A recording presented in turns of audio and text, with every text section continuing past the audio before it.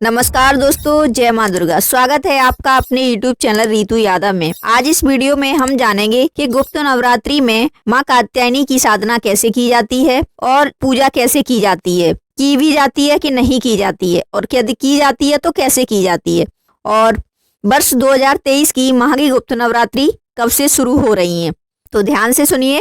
नवरात्रि में छठे दिन कात्यायनी देवी की पूजा का विधान है। देवी कात्यायनी देवी दुर्गा का ही एक स्वरूप है। इस स्वरूप में उग्र व सौम्य दोनों का मिश्रण है।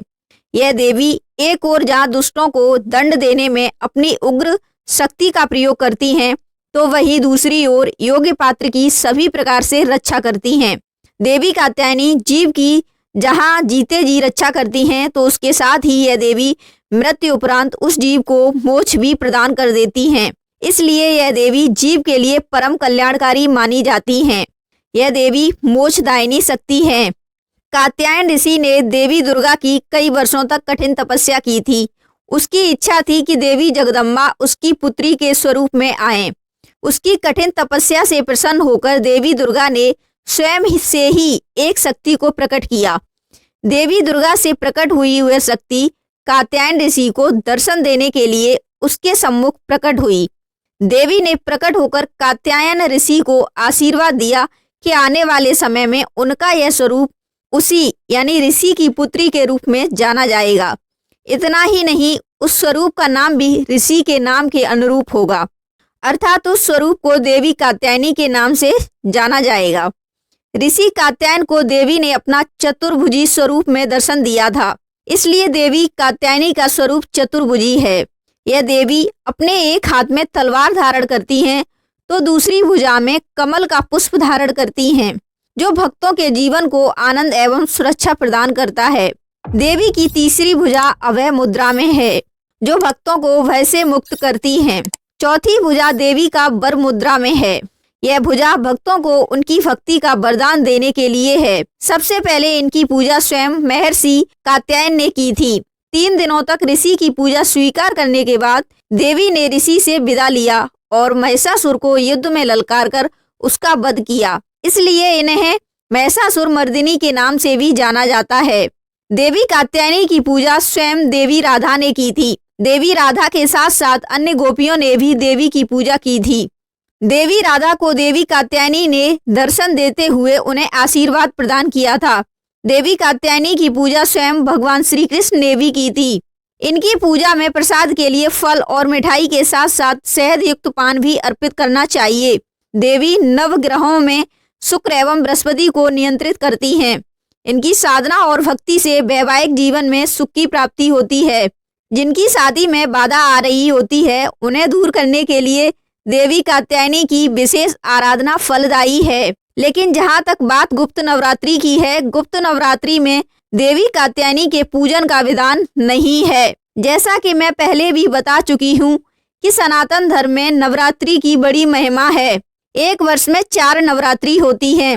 चैत और शारदीय नवरात्रि के अलावा 2 गुप्त नवरात्रि भी होती हैं। अब चूंकि चैत और शारदीय नवरात्रि अधिक प्रसिद्ध हैं, जबकि गुप्त नवरात्रि के बारे में कम लोगों को पता है। लेकिन आपको बता दें कि एक वर्ष में चैत और शारदीय के अलावा 2 गुप्त नवरात्रि भी होती हैं। एक नवरात्रि महा और दूसरी आषाढ़ के महीने में पड़ती है। गुप्त नवरात्रि में 10 महाविद्याओं की पूजा अर्चना की जाती है। इस दौरान प्रतिपदा से लेकर 9वीं तिथि तक माँ दुर्गा के 9 अलग अलग रूपों की पूजा अर्चना की जाती है। इस नवरात्रि में भी कलश की स्थापना होती है। माघ महीने के शुक्ल पक्ष की प्रतिपदा तिथि से गुप्त नवरात्रि की शुरुआत होती है, जो कि 9वीं तक चलती है।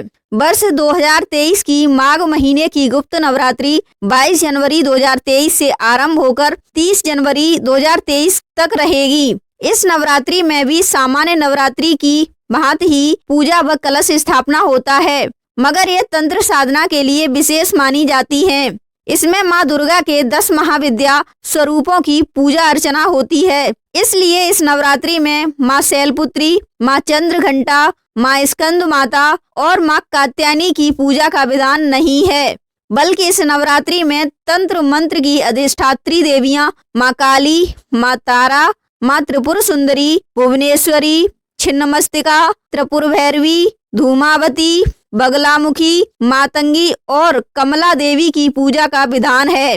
वास्तव में इसमें माँ दुर्गा के 10 महाविद्या की पूजा होती है। ये वो महाविद्या के स्वरूप हैं जिसको देखकर शिव भी भयभीत हो गए थे।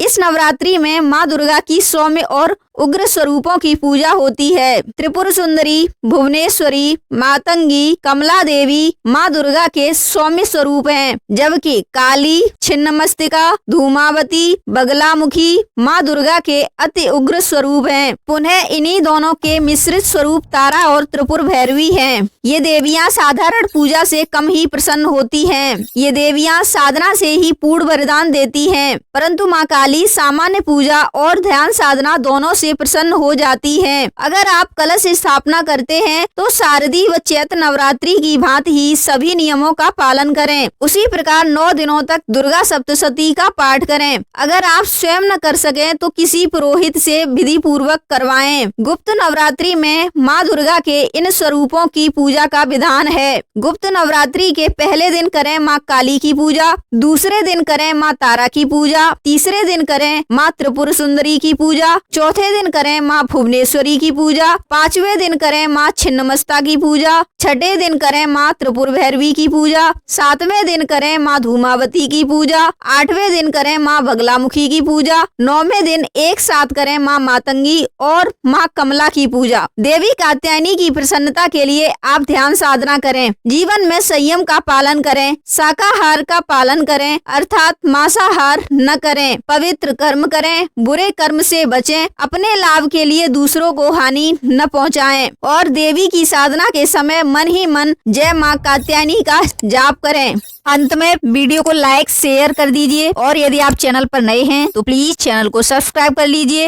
जय माँ दुर्गा, जय माँ काली, जय माँ कात्यायनी।